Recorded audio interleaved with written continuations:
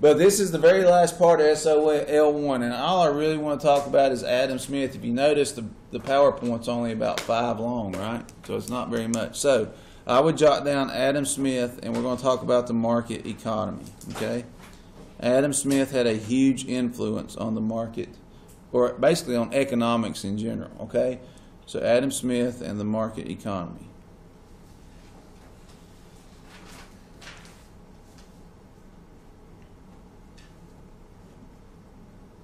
Okay, and then it says your SOL basically says that we'll identify Adam Smith and describe the characteristics of a market economy. Here's the cool thing about those characteristics. We've kind of already done it. We've done it when we described what a market economy was. Remember when we talked about the 5 characteristics of a business? Consumer choice, consumer sovereignty, private property, profit, and competition, right? So essentially it's just a redo. So but anyway, so Adam Smith, what is, or who is, I shouldn't say what, he's a human. Who is Adam Smith? Well, Adam Smith, I want you to write down, was the author of a very famous book called The Wealth of Nations. Okay?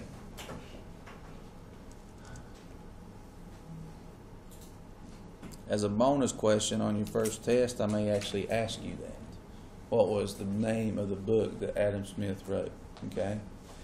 He also has a nickname, and I need you to remember this nickname. It's up there in bold. He was the father of economics. So essentially, he's the reason that you're sitting in this class getting to talk about this stuff. Father of economics. Okay? Now, he shouldn't be very hard to remember because he's the only individual I've ever gave you a name of, right? So Adam Smith, the market economy. Now again, which one was the market economy? What other word could I add to it? And it still be the same thing. Yeah, free market. Okay.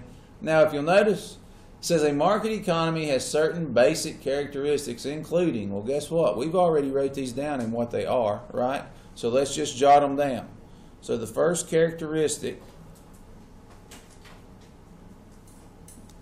of a market economy, and I'm writing this down for all my guys online, because I'm recording right now.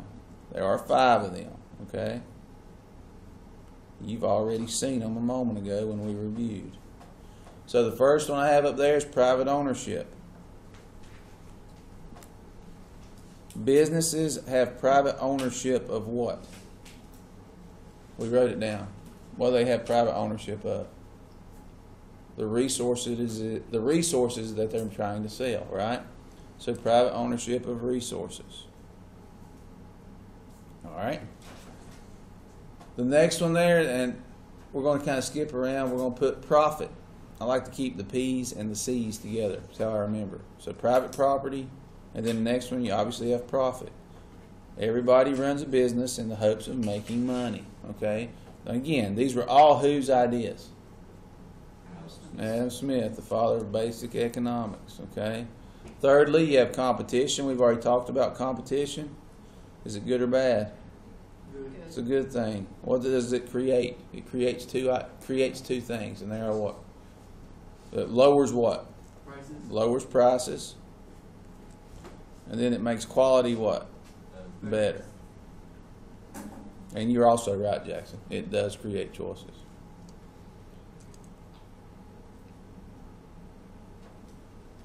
Okay. Fourthly, you got consumer sovereignty. What did I tell you sovereignty meant? Power, right? Who has the power?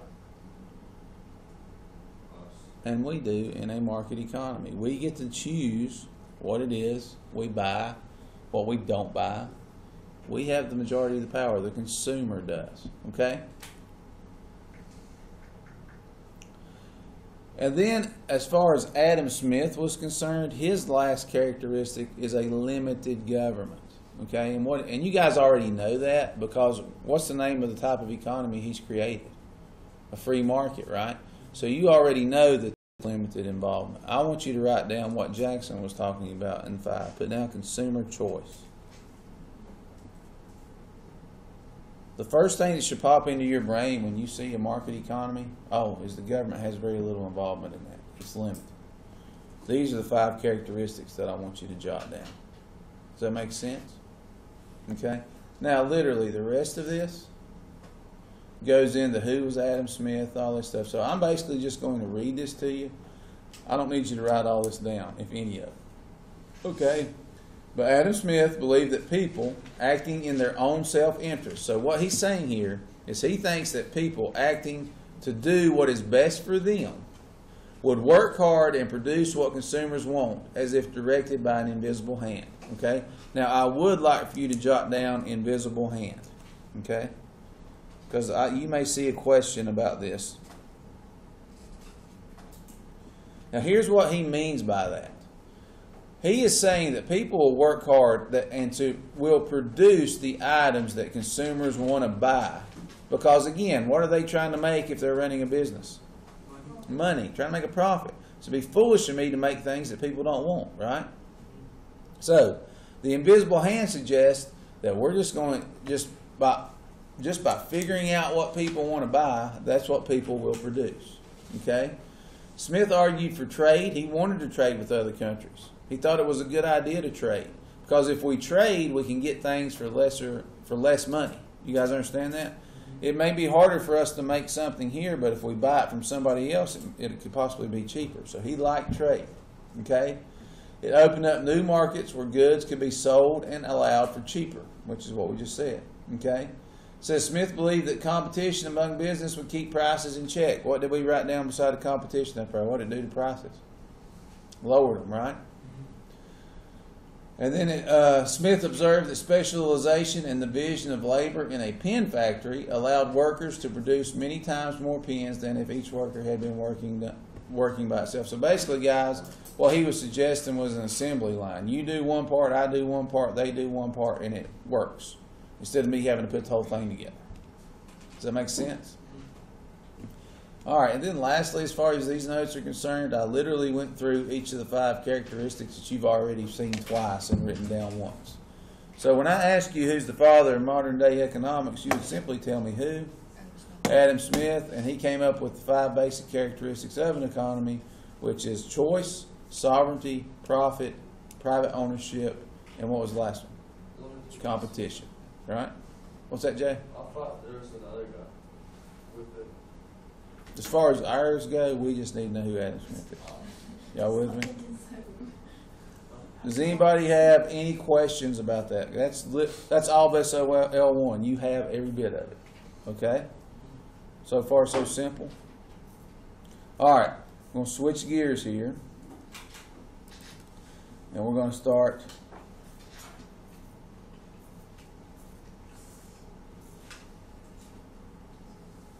the next idea that I was referring to.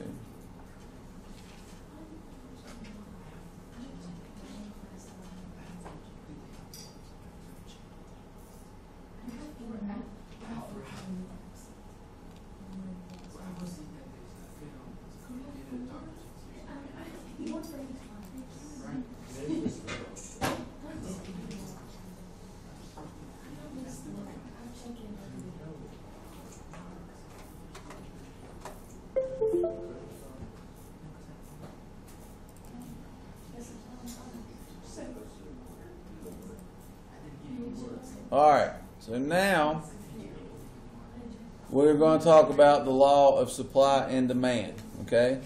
Now we're going to switch gears a little bit. Now, guys, remember, your first test is going to be on SOL1 and SOL3. We just finished 1. Y'all got me? So every note you have written down, and I have put every note on the Google Classroom for 1, about the factors of production, the different characteristics of the economies. Now, all that stuff, that should be fairly simple stuff. Okay, this next part, in my opinion, gets a little bit more difficult. But if we'll just pay attention, I think it'll be fairly simple. Okay, I'm about to throw a lot of information at you in about 20. I'm gonna try to get as much of this in 25 minutes as I possibly can. Okay, so don't let this confuse you. If you have questions, ask. All right. So the law of supply and demand. You may want to label this. This is SOL3A. We'll be coming back to SOL2 later. And we're basically going to talk about how supply and demand interact with one another. And that's what I would name it. Supply and demand interaction.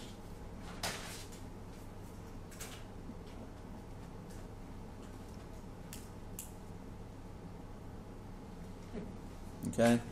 And again, you guys don't have to write down everything I write down word for word. Let's shorten this, okay? You're going to get a copy of this today. When you leave, it's going to be on the Google Classroom for you to go back and refer to if need be. Okay? So, the law of supply and demand. Now, you guys probably have an idea of what supply and demand is, I'm assuming. You've probably heard it before.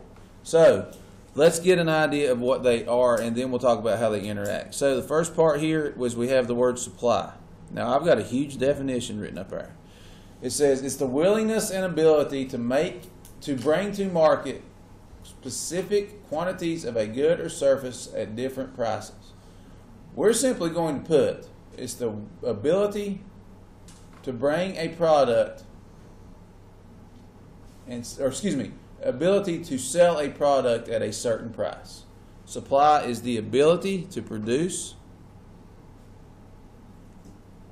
a product. Wait, to sell product at a... I'm sorry? What did you say? I'm telling you, ability to produce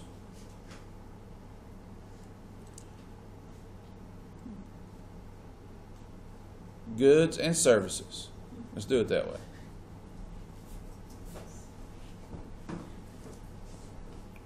At a certain price.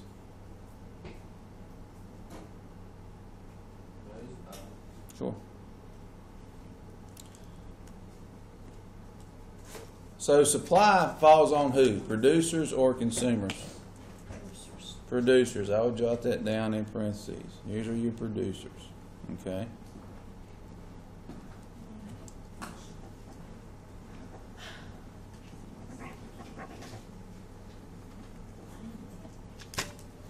That would make your I'm sorry, demand Janet, for put the my hand. consumers, right? I'm sorry? That would make your demand for the consumers, right? Correct. Next one.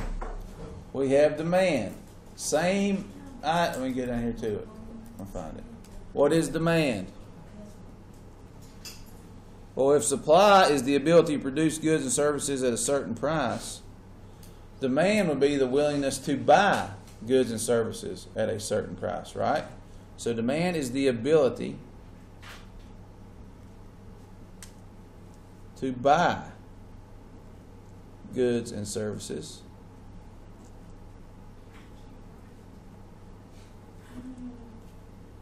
at a certain price. Does that make sense? Who is going to demand things then? Consumers.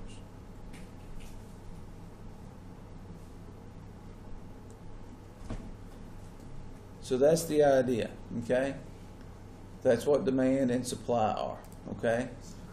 So, basically, guys, going back up. So now that we've got what supply and demand mean, let's kind of break them down individually, okay?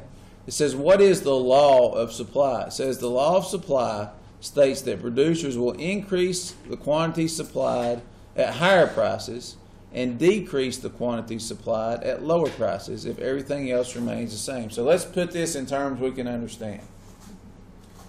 If I am producing something, if I have the ability to supply a product, and that product keeps getting sold over and over and over and over, people really, really, really like it, what am I going to do to the price of it? I'm going to make it go up. Why? Trying to make what? More money. So that's explaining the top of it. I'll increase my supply at higher prices because everybody's liking it. You guys with me? But on the flip side of that, I'll quit making as many if prices do what? Go down. You guys with me? So if price is up, I'm going to try to produce as much as I can because people are buying it. You guys understand that? If the price of my product goes down, I may want to back off producing it because I'm not selling as many. Simple enough, right? Okay. We'll come back to that in a second. Let's look at the law of demand. It says that people will buy more at a lower price and less at a higher price. So basically, if I want something, I'll buy it as long as the price isn't what? Too high, right? So, let's talk about how supply and demand interact. And we can do this in one fell swoop here and hopefully make it really, really, really easy. Okay? Here's how I'm going to put it in my notes. That's what I have for the guys online. Here's the next thing I would put. I would jot down interaction.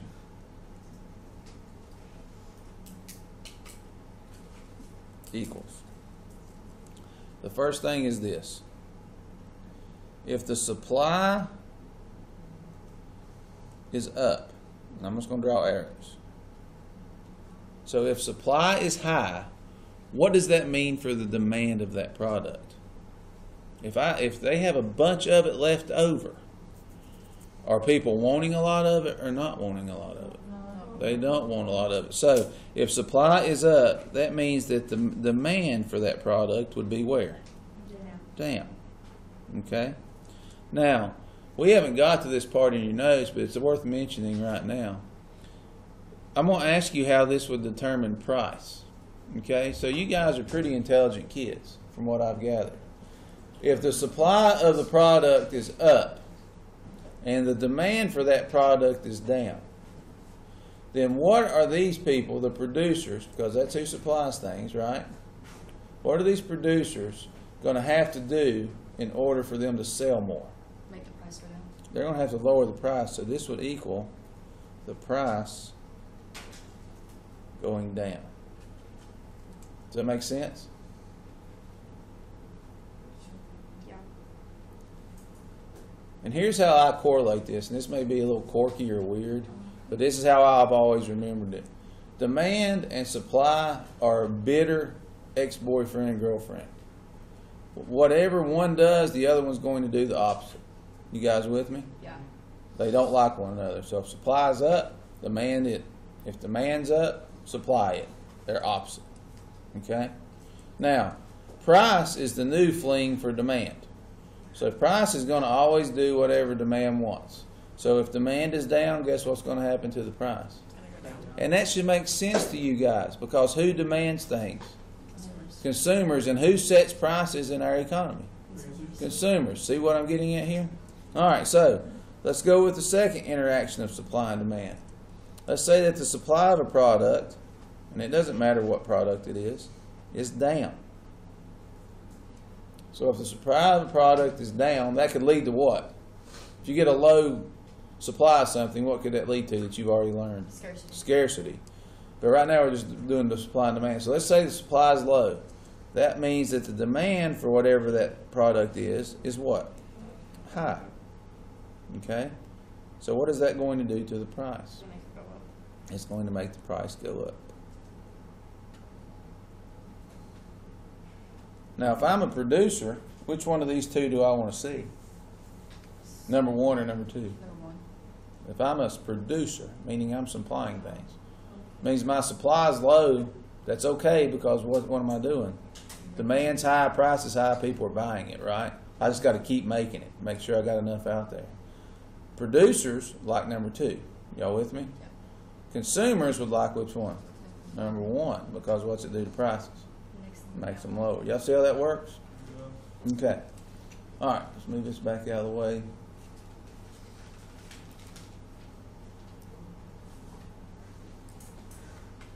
Go through some more of this. So is everybody good on supply and demand? Makes sense? Yeah. Okay. So, let's see here. So, what would determine the supply of the product? We need to jot that down. So what determines the supply? And I would just write, determines supply.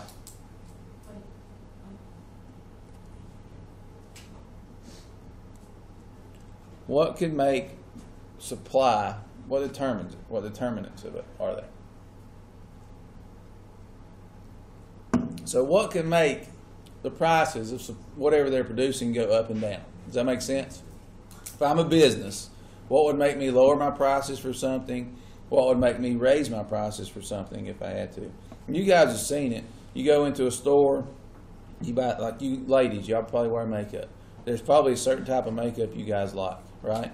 So you're going to buy that certain type of makeup. Let's say whatever that makeup is $8.99 every other time. Okay? I don't know how much it is. Well, then I go in, and the next day, the same stuff that I usually buy is $11.99. Something happened to make that product go up in price. You with me? So these are what we're talking about. What could lower or make price go up depending on supply? So it says a change in the supply results from. The first one says the change in prices of productive resources used to make goods and services. Let's go back to that makeup situation. If I'm Mary Kay and the prices of what I have to buy to make my makeup go up, what am I going to have to do to the prices of my makeup? I'm going to have to raise them a little to cover the cost of what I'm having to buy to make it. You guys understand that? So put down prices of resources. That's the first determinant. Prices of resources.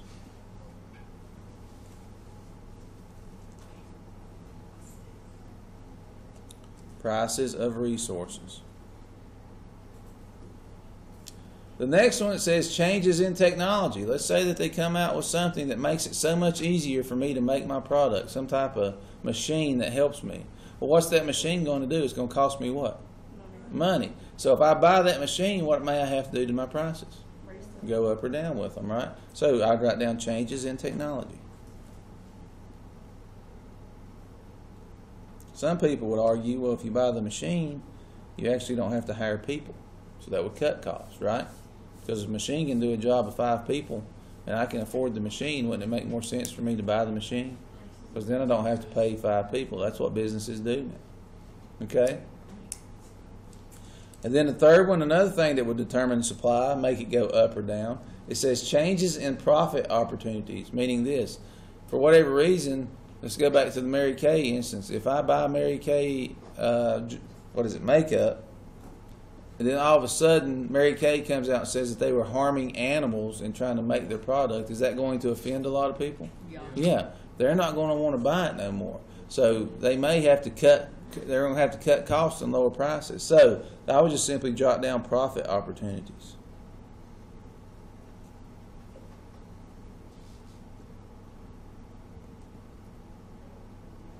Okay?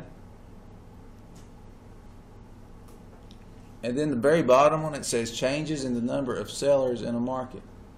That's easy. If 10 people are trying to sell the same product and all of a sudden there's 8 of us or 6 of us, it means a couple people quit. Prices could fluctuate because there's less people trying to sell it, right? So I'll just put down number of sellers.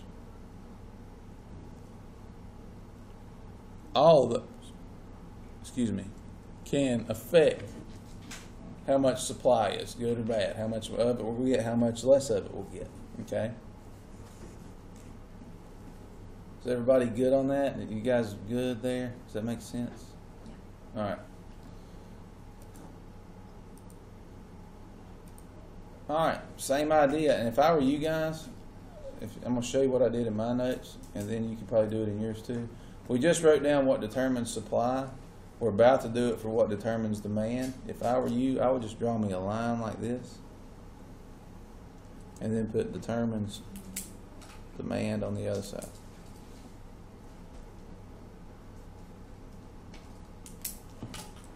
That way you can kind of keep them together. Okay?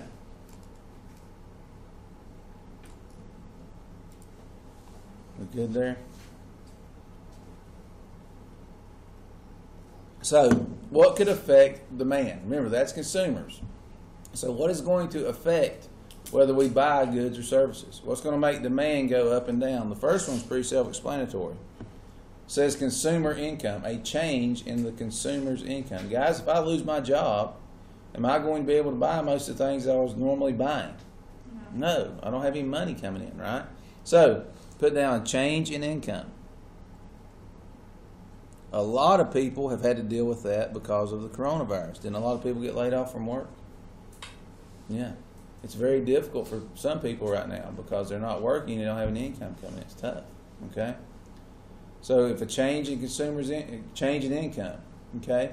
Second one, put down a change in preferences. You may just start liking something else. How many of you guys have ever done that? You guys liked one thing and I said, okay, I don't really like that anymore. Let's try this for a while, right? So changing your preferences.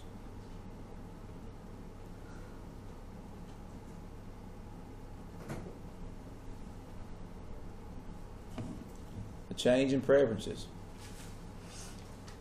Okay? The third one says a change in the price of related goods or services. So let's say that I normally buy this brand of shampoo. It's $3.99. Well, all of a sudden I go into the store and the price is $5.99, but this one over here is only $2.99. I'll just go with this one because I'm a male and it don't bother me. You know, you girls may pay high dollar for shampoo, but I know my wife does. But anyway, you're going to make choices if prices fluctuate, right? So if demand goes up and down. So I would jot down, put down related goods and services. Like if you like a related good or service.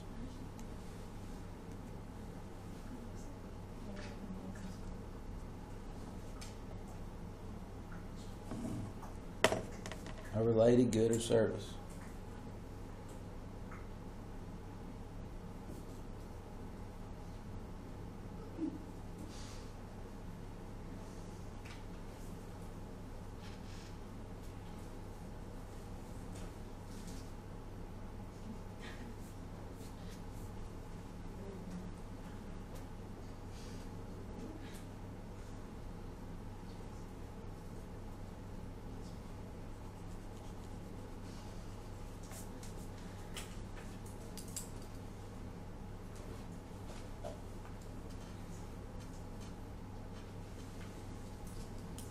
All right, and then lastly, says it puts down a change in the number of consumers, and that's the same as the other one. Change in number of consumers. And guys, if more people move to an area, there's going to be more consumers, meaning more competition, right? If more people move out, less competition, okay? So all those determines supply and demand, okay? They kind of go together. Does that make sense? But remember, they're always opposites. If supply's up, demand's down. If demand's up, supply's down. And who does price always go with? Demand. Demand. All right, because consumers set prices. We good so far? Now, we kind of already talked about prices. It says prices provide a signal to both buyers and sellers. For example, rising oil prices provide an incentive for consumers to drive less, obviously. If gas... You guys don't remember this, but when I first got my driver's license in 1998, were any of you even alive at that point in time?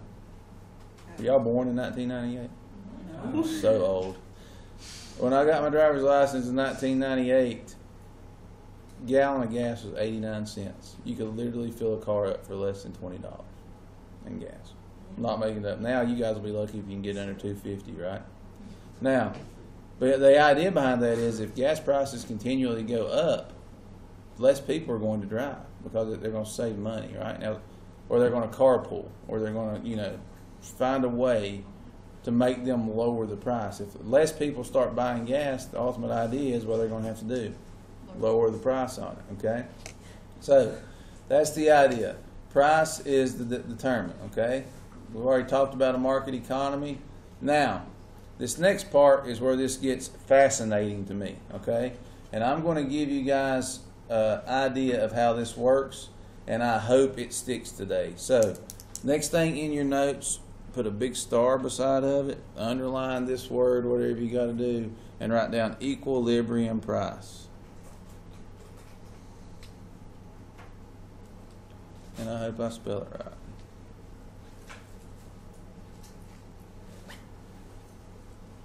Equilibrium price. Okay? Now, we're going to jot this definition down, and then I'm going to draw you examples, and hopefully it makes sense. Okay?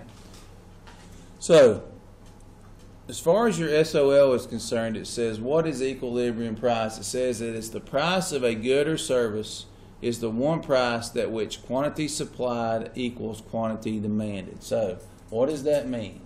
Quantity supplied equals quantity demanded. So here's how I'm going to put this in my notes, and then you guys will add to it. So what that just said, it's where quantity supplied, so it means supply equals demand. Okay? Supply equals demand. Now up here at the top, I've always said they're opposite of one another, right? Which is 99% of the time is the case. Now what a company or a business is trying to do, guys, is find this right here. Equilibrium. What that means is a business produces the exact amount of something that will be sold. And once they sell that last one, nobody else ever wants it. Does that make sense? That's equilibrium. You take these video game companies that all the guys play now. The idea of a video company is, okay, we think we're going to sell 1 million copies of this. Well, if they sell 998,000 of them, did they do pretty good to get to equilibrium? Yeah, right? That's the idea. That's why scarcity sometimes happens, is because businesses maybe miscalculated and didn't make enough. You see what I'm getting at? So that's why you see scarcity. And obviously scarcity happens for a lot of different reasons too, you know, resources, things of that nature. But the idea behind it is to find equilibrium. Okay, now how do businesses go about trying to find this? And this is the part where a lot of kids get confused and start disliking econ and personal finance, according to Miss Taylor, from what I've talked to her about, because this can be somewhat complicated, okay? So, I'm going to show you a graph.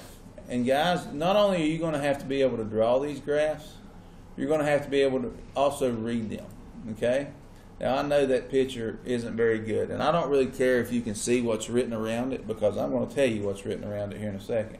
But in your notes, and I'm hoping I can make this work to where I can see mine and yours. So just bear with me a second here.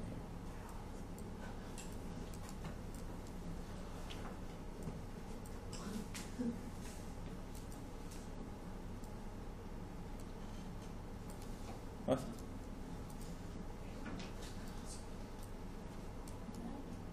Okay, y'all can see that chart in my paper, right? Yes. Okay. Now, here's what I would like for you to do. Guys, you're going to start seeing these charts constantly, okay, the next couple of days. So, take on your paper, and I want you to draw one of these charts. Just basically make an L, 2 or 3 lines. Separate them, okay? Now, going up this side, what is that, the y-axis in math? The one up and down is y. Yeah. On the y-axis, simply write the word price. Okay? I know it's hard to see, but just bear with me. On the x-axis, simply write down quantity. Okay? Now, so for price, obviously down here it starts at 0, then it can go up. They'll go up by 5. 5, 10, 15. And we'll say that's dollars. You with me? And then at the bottom, we'll kind of do the same thing. We'll talk about quantity. 5, 10, 15, and we'll go all the way up to 20 because I got room for it. Okay? Now, so you're going to see charts like this. Now, all of them are going to have the price on the Y, the quantity on the X. You guys know what quantity is, right? It's how many that is supplied, the number of how many they have. Okay? And then you're going to see, if you look at the paper, the chart that you have in your notes, you're going to have 2 lines, and at some point or another, somewhere, they're going to cross one another. So just draw you an X. Try to draw it as similar to mine as you can. I tried to make my X cross at 10 on the price side. Y'all see that? And if you can't, it's okay. Well, I'm trying to give you an idea of what this looks like right now. Now, you need to know what each of these lines are, okay? This one is the demand. Always will be, always has been. The other one would have to be what? Supply. Okay? Do not get them confused. Please. Okay? Demand, supply. Alright? Now, to be able to read one of these, and obviously, guys, if we went through the whole mathematical equation of it, these lines would be exact for something. You guys got it?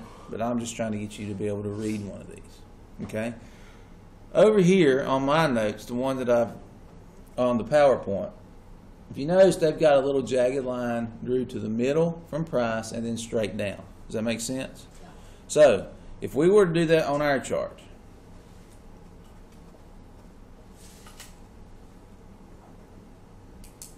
ours is $10 at 10 quantity. Does that make sense? So, what I just figured out, or whatever, however you want to put this, what just happened was that whatever this product was, we have decided that we can sell how many of them? 10.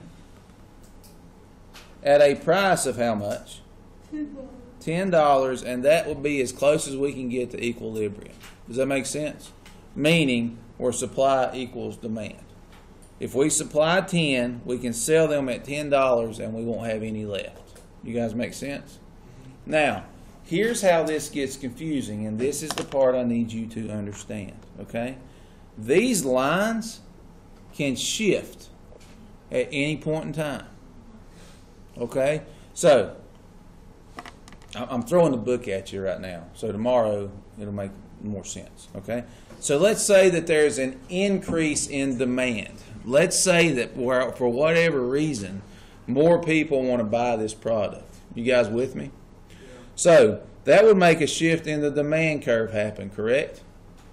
So if we had a shift that increased demand, would demand move this way or would it move this way? Would it move to the right, which is that way, or to the left, which is that way? Let's vote. How many of you think left? How many of you think right? Kaylee, you didn't answer. What do you think, Jay? What's that? If it's increasing, if demand increases, what do y'all think? You guys are, the majority of you is right. It'll move to the right. So let's say, just for example purposes, this is our new demand curve, okay? And we call it D2. All right? Now let's say all things the same, supply stayed the same. Did our equilibrium change? Yes. It changed. Since demand went up, now again, I told you, demand and price stay the same, right? Demand went up. So what just happened to the price? It went up to about, I don't know, roughly what, $12 or so, right? So we can sell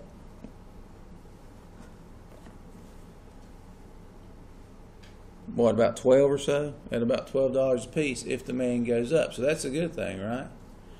All right, what if at the same time the supply had decreased? Which way would it go? Would it go left or right if we're decreasing? It would have went left, okay?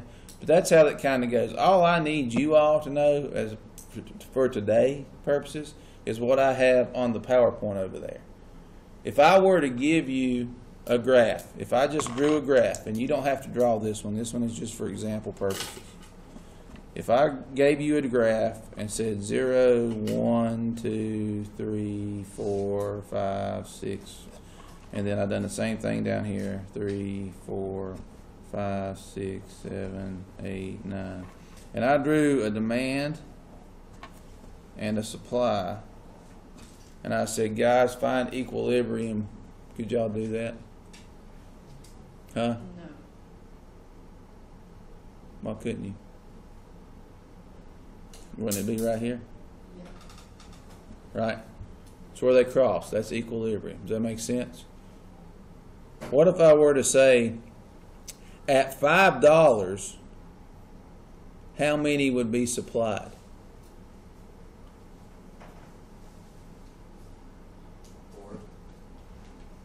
Look, demand, supply, right? That's an S. So at $5, we would supply how many? 8. 7, 8, somewhere in there, right? Y'all with me? At how many would be demanded at $4? 6. 5 to 6. Y'all see how that works?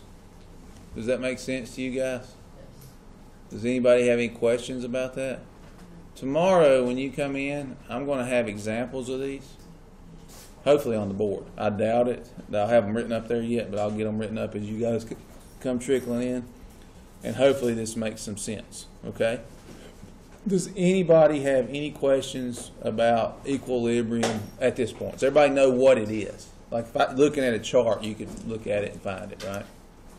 All right, we still got to talk a little bit about surplus and shortages and things of that nature, but I don't want to get all that in. I'll get all that in tomorrow. We actually done really good today, getting kind of caught up.